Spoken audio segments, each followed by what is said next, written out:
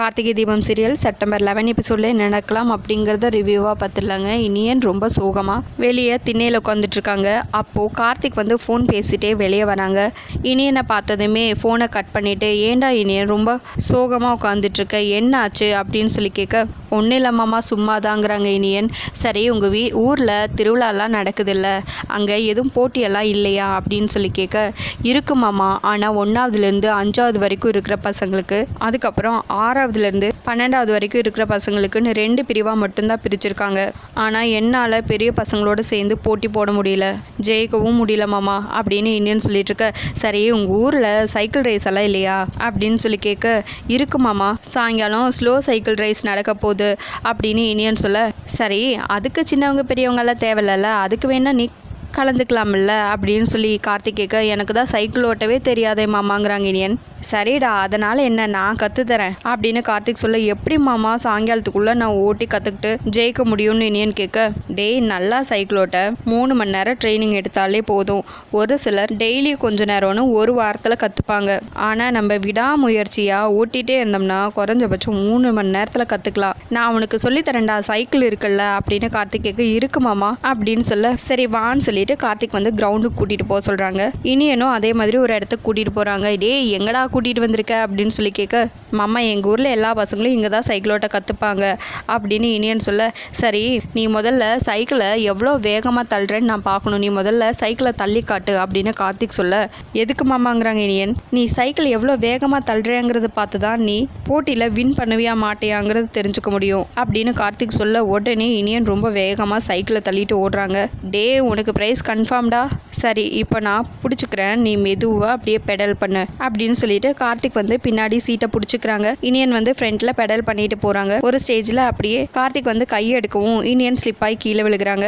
டே ஏண்டா நல்லா தானே ஓட்டிட்டு இருந்த, அதுக்குள்ள கீழே விளையாட்டி என்ன அப்படின்னு கார்த்திக் கேட்க, இல்லம்மாமா நீங்க பிடிச்சிட்டு இருந்தீங்க, திடீர்னு பார்த்தா உங்களை காணோம், அதனால தான் நான் கீழே விட்டுட்டேன் அப்படின்னு இனியன் சொல்ல, உனக்கு இப்போ தன்னம்பிக்கை தான் முக்கியம், நீ நல்லா தான் ஓட்டுற, நல்லாவும் பேலன்ஸ் பண்ற, ஆனால் உனக்குள்ள கான்ஃபிடென்ஸ் வரணும், நான் நல்லா ஓட்டிடுவேங்கிற கான்ஃபிடென்ஸ் இருந்தால் மட்டும்தான் உன்னால் கரெக்டாக ஓட்ட முடியும் அப்படின்னு சொல்ல, சூப்பராக இனியனும் வந்து அப்படியே ஓட்ட ஆரம்பிச்சிடுறாங்க சைக்கிள். இன்னொரு பக்கம் குணா அவங்க ஆட்களோட ஒரு இடத்துல நின்றுட்டுருக்காங்க. கார்த்திக் கிட்ட அடி வாங்கினது நினச்சி அப்படியே ரொம்ப பயங்கர கடுப்பில் இருக்காங்க. அதில் குணாவோட ஒரு ஆள் மட்டும் போய் ட்ரிங்க்ஸ் வாங்கிட்டு வராங்க. கூட இருக்கிறவங்கலாம், ஆனால் ட்ரிங்க்ஸ் சாப்பிட்டா எல்லாமே மறந்து போயிடும், வாங்கின ட்ரிங்க்ஸ் சாப்பிட்லாம் அப்படின்னு சொல்லி கூப்பிட, ஏண்டா உங்களுக்கெல்லாம் குடிக்கிறது தான் இப்போ ரொம்ப முக்கியம் இல்லை, இப்போ உங்களுக்கு பக்கத்தலைக்கு பாயசம் கேட்குது, குடிக்கிறதுக்கு கை நடுங்குது பாட்டிலை பார்த்தது ஏண்டா அப்படின்னு சொல்லி குணா வந்து அவங்களோட ஆளுங்களை எல்லாம் திட்டிட்டு இருக்க, இன்னொரு பக்கம் கார்த்திக் நின்றுட்டு இருக்கிற இடத்துல குணாவோட ஒரு ஆள் நிற்கிறாங்க. கார்த்திக் இனியனுக்கு ட்ரெயின் பண்ணுறதை பார்த்து உடனே குணாவுக்கு கால் பண்ணி, அந்த கார்த்திக் இங்கே தனியாக சிக்கியிருக்கா, நீங்கள் உடனே எல்லாரும் கிளம்பி வாங்க, நீங்கள் தானே சொன்னீங்க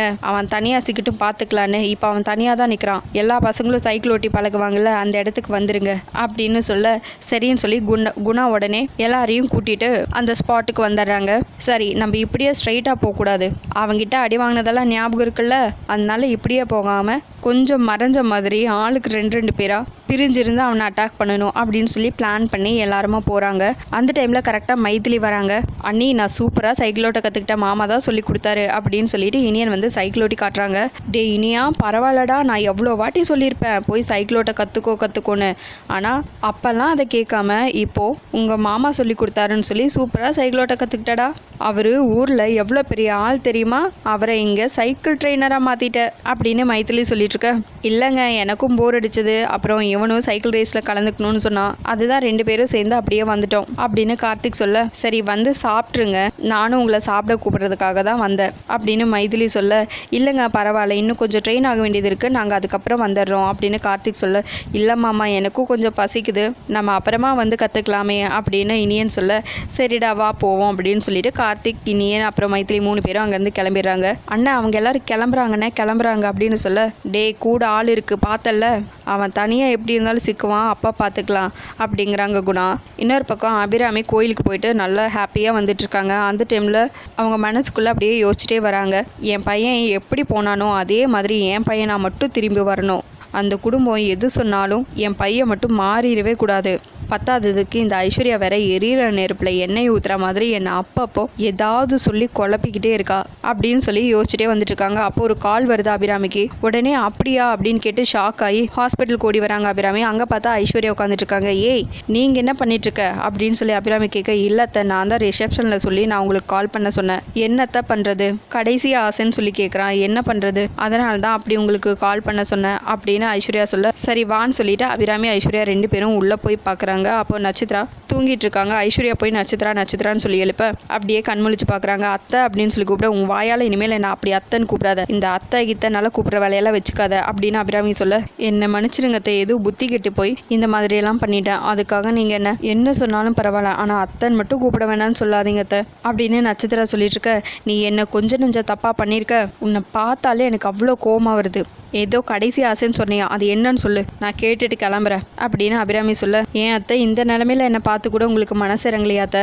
ஏதோ கார்த்தியை கல்யாணம் பண்ணிக்கணுங்கிற ஆசையில் நான் இந்த மாதிரியெல்லாம் பண்ணிட்டேன். அந்த சிவா தான் என்னை இப்படியெல்லாம் மாற்றி விட்டுட்டா அப்படின்னு நட்சத்திரா சொல்லிட்டு இருக்க, இங்கே பாரு சிவா சொன்னா அவன் சொன்னாங்கிற, அப்போ உனக்கு எங்கே போச்சு அறிவு, நீ உண்மையாக இருந்திருக்கணும்ல அப்படின்னு அபிராமி சொல்லிட்டு இருக்க. அத்தை இது என்னோட கடைசி ஆசை அத்தை, இதுக்கு மேலே நான் பொழைக்க மாட்டேன்னு டாக்டரும் கையை விரிச்சிட்டாங்க அப்படின்னு நட்சத்திரா சொல்ல, அபிராமி ஐஸ்வர்யா 2 பேரும் அப்படியே ஷாக் ஆகுறாங்க. அதோட எபிசோடு முடிச்சிருக்காங்க. உங்களுக்கு இந்த வீடியோ பிடிச்சிருந்தா லைக் பண்ணுங்கள், ஷேர் பண்ணுங்கள், கமெண்ட் பண்ணுங்கள், அப்படியே சப்ஸ்கிரைப் பண்ணுங்கள். தேங்க்யூ.